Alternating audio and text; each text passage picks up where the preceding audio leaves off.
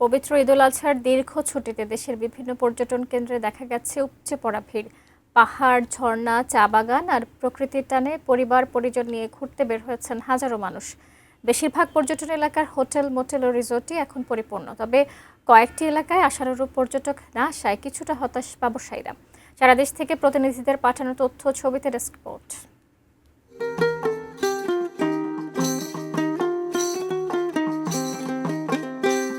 খাগড়াছড়িতে পর্যটকদের পদচারণায় মুখর আলুটিলা রহস্যময় গুহা, রিথাং ঝর্ণা, মায়াবিনী লেক, জেলা পরিষদ পার্ক ও সাজেক ভ্যালি সহ বিভিন্ন পর্যটন কেন্দ্র। সবুজ পাহাড়ের সৌন্দর্যে মুগ্ধ পর্যটকরা। সংশ্লিষ্টরা বলছেন, ছুটির বাকি দিনগুলোতে পর্যটকের সংখ্যা আরও বাড়বে। নিরাপদ ভ্রমণ নিশ্চিত করতে থাকছে ট্যুরিস্ট পুলিশ ও প্রশাসনের বিশেষ নজরদারি।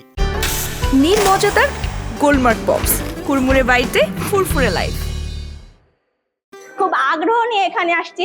গুহার মধ্যে, গুহাটা খুবই সুন্দর, শীতল পরিবেশ, একদম মনোমুগ্ধকর বিষয়। এত ভালো লাগছে, এটা প্রকাশ করা যাবে না। খুব এক্সেলেন্ট। ঈদের ছুটিতে লং ছুটি পাইছি, তাই বন্ধুদের নিয়ে ঘুরতে আসছি আমরা। এখানে আমাদের আলুটিলা পর্যটকরা উপভোগ করার মতো অনেক কিছু আছে। বাইরের থেকে অনেক পর্যটক দেখা যাচ্ছে। মৌলভীবাজারের মাধবকুণ্ড, লাউয়াছড়া ও চা বাগান সহ অন্যান্য দর্শনীয় স্থানে পর্যটকদের ব্যাপক সমাগম ঘটেছে।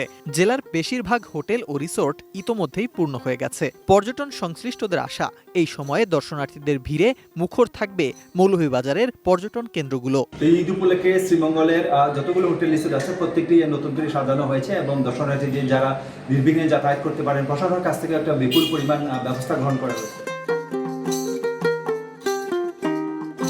এদিকে অপরূপ প্রাকৃতিক সৌন্দর্যের জেলা বান্দরবানে পর্যটকদের উপস্থিতি থাকলেও প্রত্যাশা পূরণ হয়নি ব্যবসায়ীদের। অর্থনৈতিক সংকট ও বৈরী আবহাওয়ার কারণে এবার হোটেল, মোটেল ও রিসোর্টগুলোর অর্ধেকেরও কম বুকিং হয়েছে বলে দাবি তাদের। তবে আগামী কয়েকদিনে পর্যটক বাড়তে পারে বলে আশা করছেন সংশ্লিষ্টরা।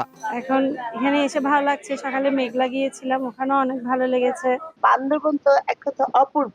এটা নিজের চোখে না দেখলে আপনি বুঝতে পারবেন না। খুব ভালো লাগছে, যেহেতু এত বন্ধ পাওয়া কখনোই হয় না, এখন এবারে পেয়েছি, অনেক মজা। Sifat Mahmud, desk report, ATN news.